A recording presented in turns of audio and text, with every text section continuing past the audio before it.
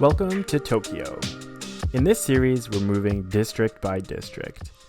In the previous two videos, we've covered some of the most top recommended districts for travelers to check out. In this video, we're going to visit some hidden gems that most people won't see if they visit Tokyo for less than a week. We'll see the sights, shopping, cafes, and we'll let you know if we think each are worth a visit or not.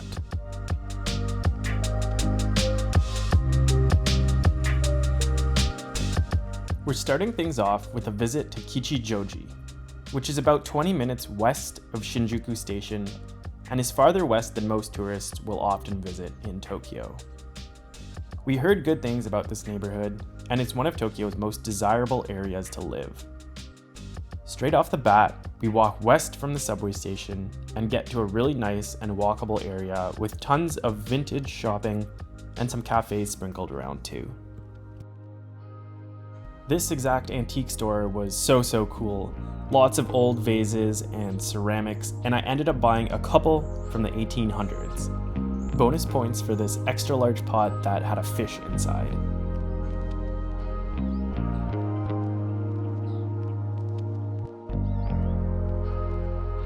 Next up, a visit to Kapun Matcha and Coffee, where you have the option to mix the matcha yourself if you want. We did, just for fun, and it was a good thing we took a matcha making class in Kyoto. My latte was also pretty good, and this matcha cake was light and fluffy.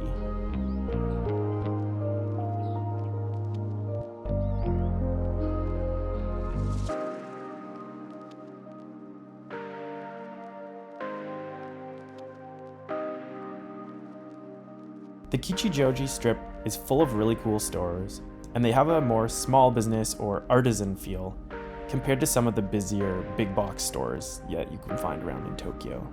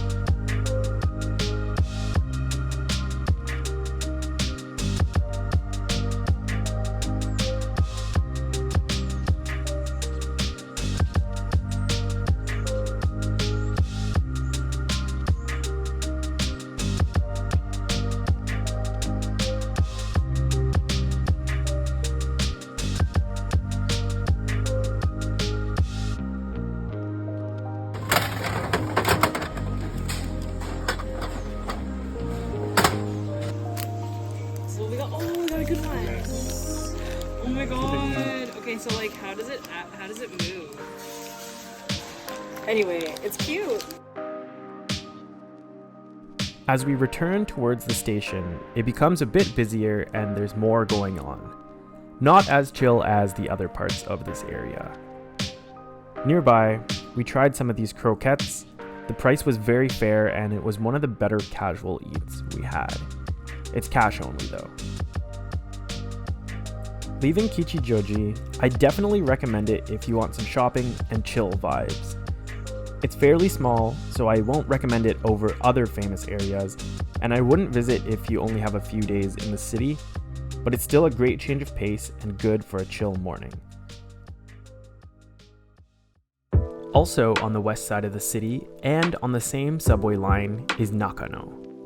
We're starting in the shopping arcade around the subway station, but we're here mostly to visit the Nakano Broadway shopping mall, which is known for a couple of things: otaku stores and pre-owned watches.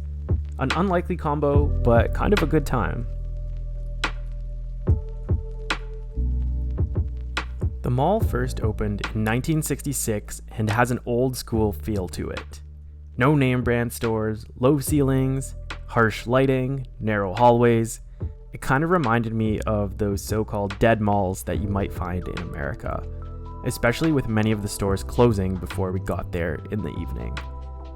Although we're not too into anime, there were some cool otaku stores, and I enjoyed some of the stores with model cars and trains in them. Because it's so famous for watches, I've heard that stores have raised their prices over the years. I didn't really see any crazy awesome deals, but there was a lot of quantity of watches. We finally found a JR related gacha, which we have been trying to find for the longest time. And this one makes the noise based on the station. So we're hoping for Akihabara. Requires 500 yen, so slightly more premium one.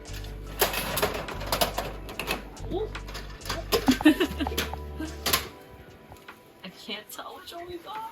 Let's guess which one it is. We don't know any of the jingles. It might say the station name, who knows? Okay.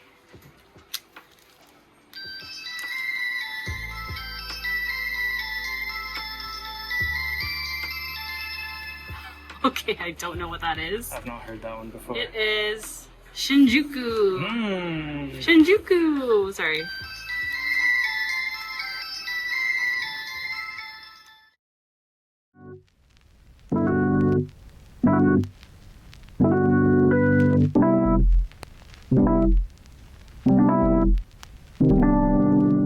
So we're standing by the Ryogoku Bridge in the middle of it right now, looking over the river. You can see the big river here. We were going to rent bicycles, but we don't have a functioning phone number to receive the confirmation text. So we kind of knew that was an issue, but we were thinking we could get around it. So we'll see about that. In the meantime, we're just going to walk around the river area and maybe go to Nihonbashi Station area as well.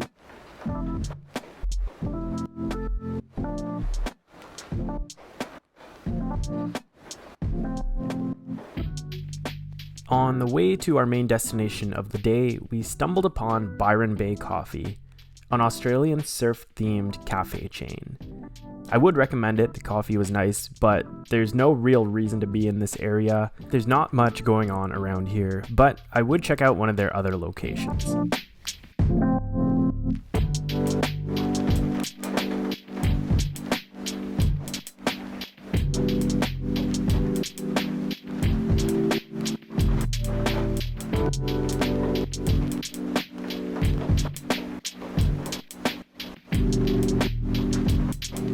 So we are on our way to Kapabachi Street, which is traditionally known for chef knives, but I heard there's some really good ceramics here, and I'm really trying to find a matcha bowl at the moment. So let's go.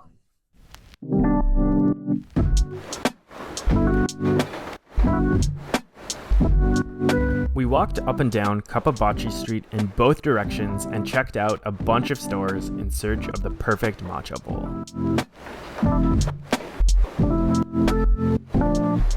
The Art of Tea, that's where I want to go. The amount of quality kitchenware and number of stores was great, and we did eventually decide on some purchases. Some of the bigger stores, like Nimi, had great selections and a huge variety of different items. I did not have enough luggage space for a Japanese knife set, though they are world famous. Another cool thing about Kapabachi Street is that given its location, you'll get plenty of cool views of the Tokyo Skytree, Tokyo's tallest tower and the third tallest building in the world. It seems close, but it's actually 2 kilometers away from where we're at now.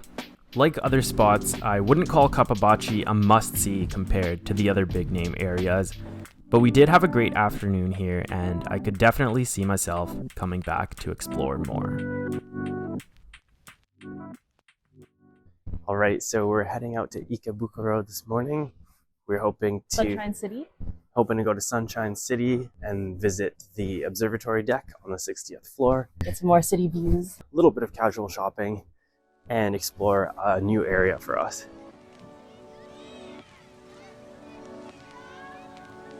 Ikebukuro is quite northeast of central Tokyo, and again is a popular place to live.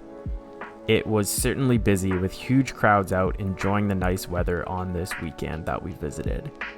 It reminded me more of Shibuya or Ginza in the amount of high-rise buildings, abundance of food, and big crowds, but was maybe, let's say, 5 or 10% less hectic than there maybe. Let's go up to the top of the Sunshine City Observatory.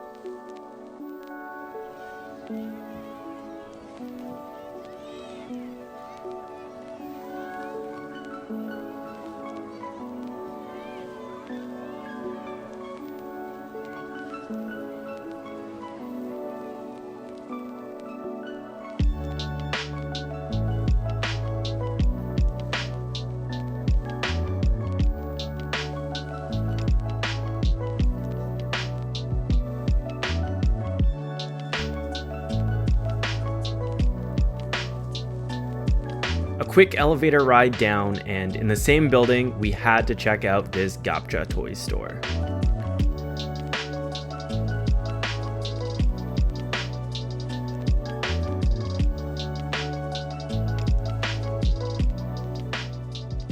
I'm looking at the green tea one, or honestly this vanilla one looks good, but even this like bar looks good. I'm okay with anything. And whichever one I get, I will try it at the convenience store. Let's go. So this is only 300. Not too bad. Wish me luck. Which one did I get? Oh, I think I got the bar. I got the little bar.